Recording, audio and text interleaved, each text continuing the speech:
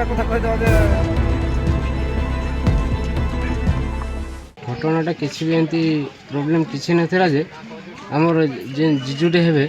ସେମାନେ ଆମେ ଯେତିକି ବେଳେ ଆମେ ଆମ ରୋଷେଇ ଶାଳରେ ଥିନୁ ଆମେ ତ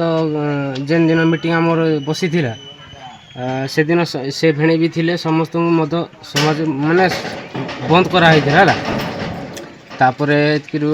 ସେ ଭାଇ ନା ଆଜି ଆସିକିରି ଏତେ ଗଣ୍ଡଗୋଳ କରିଛନ୍ ମାନେ ଭାଷା ନେଇକି ଆମର ଇଏ ଯେ ମୌଳିକ ଜମା ବିଷୟରେ ନେଇକିରି ଏତେ ଗୁଡ଼େ କହିଛନ୍ତି ଯେ କହିଲେ ସରି ନାହିଁ। ତାପରେ ଏତିକିରୁ ଆମର ଭାଇ ଯେନ୍ଟା ଗୁଲି ମାଡ଼ ହେଇଛି ତାକୁ ଜୋର ବାଧିଲା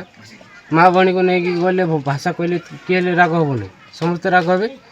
କିନ୍ତୁ ସେମାନେ ଯାଇକି ସେଇଟା ଝାମଲା ହେଲେ ଆଉ ତାପରେ ଏତିକିରେ ସେମାନେ ଭାଇ କହିଲେ କି ମୁଁ ପୋଲିସକୁ ଫୋନ୍ କରୁଛି ଏମିତି ସେମିତି ସବୁ କହିଲେ ଆଉ ତାପରେ ଏତିକିରେ କିଛି ସମୟ ଯାଇକି 2-3 ଘଣ୍ଟା ଯାଇକି ତାପରେ